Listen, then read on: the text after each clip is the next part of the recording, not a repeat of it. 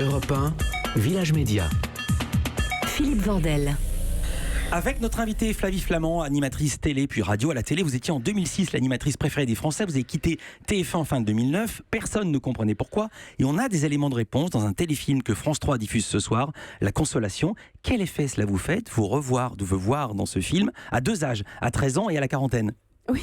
Oui, à travers les rôles que sont tenus par Lou Gable, qui est une jeune comédienne absolument incroyable, et Émilie Dequesne, qui joue mon rôle adulte. C'est très émouvant, mais vous savez, pour moi, j'ai dépassé mon histoire, c'est-à-dire que ce téléfilm, comme le débat qui suivra, comme le documentaire qui sera diffusé la semaine prochaine sur France 5, ça s'inscrit dans un combat.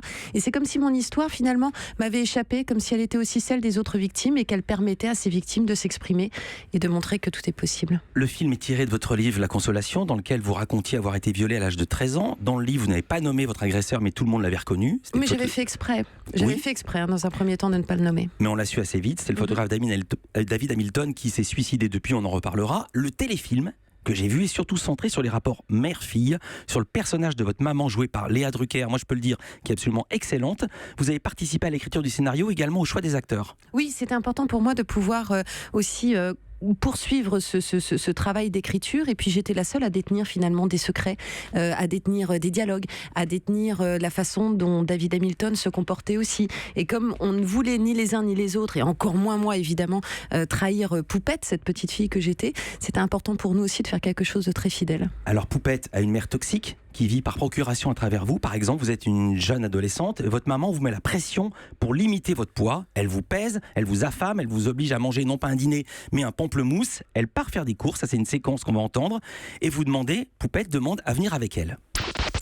Je suis prête. Est-ce que tu crois que je vais t'emmener à Kodak avec moi? Bah oui. Bah non. Ça t'aidera peut-être à réfléchir. Mais j'ai réfléchi, maman. Je vais faire plus attention, s'il te plaît. Non, Flavie.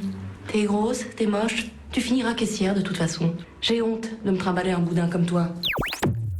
C'est d'une violence quand on voit ça. Et en plus, vous n'êtes pas grosse. Non, je ne l'étais pas. Mais vous êtes une petite fille toute mince. Vous savez si votre mère a lu ce livre ?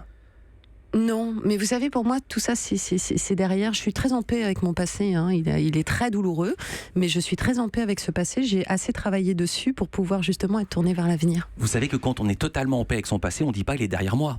On en parle facilement.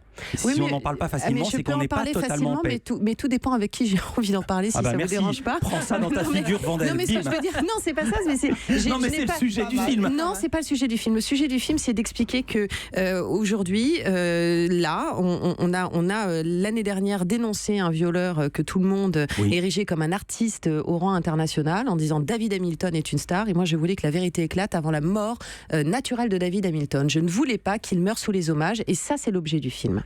Votre maman vit, je l'ai dit, par procuration à travers vous. Elle vous inscrit dans les castings. Vous avez même été Miss Hockey quand vous étiez jeune. Elle décide d'aller passer des vacances au Cap d'Agde, dans un camp de naturistes. Tout vous paraissait normal à l'époque? Bien sûr que non, mais je n'ai que 12 ans. Vous rencontrez David Hamilton, célèbre photographe, qui vous repère à une terrasse de restaurant. Il vous fait poser. Et là, c'est votre maman qui vous emmène au rendez-vous. Elle a l'air enchantée. Dès le deuxième rendez-vous, c'est très frappant parce que l'histoire avec David Hamilton arrive à la toute fin, hein. Dès le deuxième rendez-vous, le photographe vous ouvre la porte complètement nu.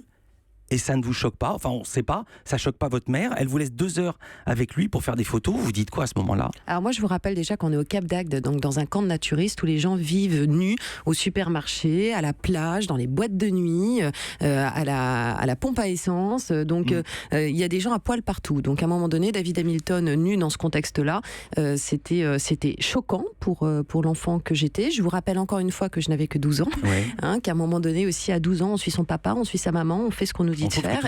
Et en tout cas, même si des choses nous choquent, on fait confiance aux grands. Voilà, il se trouve que je n'aurais peut-être pas dû faire confiance. Et je vais passer des étapes. Vous êtes présentatrice de télé dans le téléfilm. Vous avez parfois des absences, vous évanouissez, vous faites un travail sur vous-même, vous allez voir plein de thérapeutes. Vous finissez, enfin si j'ose dire le mot finir qui est péjoratif, mais là ça ne l'est pas, chez un psy, qui vous demande de venir chez lui avec des albums photos de votre enfance. Et ce viol qui était enfoui depuis tant d'années ressurgit à la faveur d'un événement fortuit. Vous êtes chez le psy, une photo tombe de l'album, c'est un Polaroid. Ce Polaroid est signé David Hamilton. On écoute ce qui se dit. C'est un processus de défense émotionnelle classique. Quelque chose vous dérange. Ça veut dire qu'il commence à se passer quelque chose. Nous approchons. C'est dans ces moments de doute qu'il faut au contraire persévérer. Il m'a violée. De qui parlez-vous? Le photographe qui a pris cette photo. C'est David Hamilton. David Hamilton m'a violée. Comment j'ai pu oublier ça? C'est la question centrale. Comment peut-on oublier ça? C'est ce qu'on appelle l'amnésie traumatique. L'amnésie traumatique est un truc extraordinaire dans le cerveau, c'est-à-dire que quand vous vivez quelque chose qui met votre survie psychique en danger, comme un viol, comme un attentat, comme un crash d'avion, votre cerveau va ranger tout de suite ces souvenirs traumatiques insupportables dans une partie de votre mémoire qui n'est pas accessible. Ça s'appelle l'amnésie traumatique. Sauf qu'un jour, à la faveur d'un événement, en général un deuil ou la naissance d'un enfant, quelque chose comme ça qui fragilise finalement cette amnésie et qui fait que cette mémoire revient par flash, avec la particularité que les souvenirs ne sont pas polis par le temps. Quand on perd une personne, on peut en parler 5 ou 10 ans après, avec une tendresse, avec même du bonheur dans le cœur, même si cette personne est décédée, même si elle n'est plus là, la tristesse s'estompe. La particularité des souvenirs traumatiques, c'est qu'ils sont enfermés dans l'amnésie traumatique à l'état brut. Donc quand ils ressurgissent, c'est avec la même violence et avec la même intensité. Je vais annoncer un autre programme qu'on va voir à la télévision sur France 5. Ça sera le 15 novembre, je cite de mémoire. Et je voudrais parler de ça parce que l'amnésie traumatique, c'est pas seulement un concept, c'est également quelque chose de concret. Oui. Et vous avez fait un examen qu'on appelle une IRM, imagerie par résonance magnétique, et vous avez vu presque, si j'ose dire, dans votre cerveau, la place de cette amnésie traumatique racontée. Absolument. On a tenu vraiment, et ça je remercie France Télévisions qui ce soir diffuse le film et la semaine prochaine diffusera un documentaire qui relate aussi tout le combat qui accompagne ce livre et ce film depuis 1 an. Et dans ce documentaire qui justement s'appelle Viol sur mineur, mon combat contre l'oubli, qui sera diffusé sur France 5 le 15 novembre, on donne une large place à l'amnésie traumatique parce que lorsque moi j'ai écrit dessus, les gens me disaient mais je savais même pas que ça existait. Et c'était important aussi d'expliquer que ça n'est pas simplement une vue de l'esprit, ça n'est pas une imagination comme ça n'est pas... c'est une réalité scientifique, il y a des recherches qui sont faites dessus. Et donc j'ai un peu payé de ma personne, c'est-à-dire que j'ai accepté de passer des examens. Quand j'ai vu les résultats qui sont édifiants, après je laisserai tout le monde le découvrir et j'ai pas spécialement envie de le développer, mais quand j'ai vu les ravages de ce que j'avais vécu et la trace de mon amnésie traumatique sur l'imagerie cérébrale, pour moi ça a été quelque chose d'important de le mettre dans le documentaire parce que je me suis dit que ça pouvait servir à faire évoluer les mentalités et à faire connaître ce phénomène. C'est-à-dire qu'on comprenne bien, on voit presque sur une image on voit sur la mon part cerveau, dans votre cerveau, oui, qui a la été part atteinte de ce traumatisme. Absolument, qui a été atteinte. C'est-à-dire que ça se passe au niveau des hippocampes et j'ai, pour ma part, alors ça va peut-être pas vous parler, mais en tout cas ça veut dire énormément de choses et il y a des vraies conséquences, mais j'ai cette zone de la mémoire, les hippocampes, qui sont atrophiés.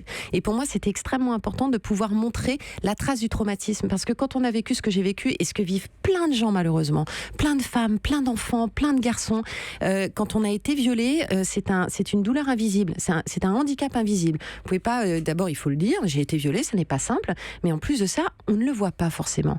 Quand on a cette imagerie médicale qui dit oui, vous avez souffert et vous avez souffert de ça, c'est quelque chose qui, d'un côté, vous détruit, mais de l'autre côté, vous reconstruit aussi.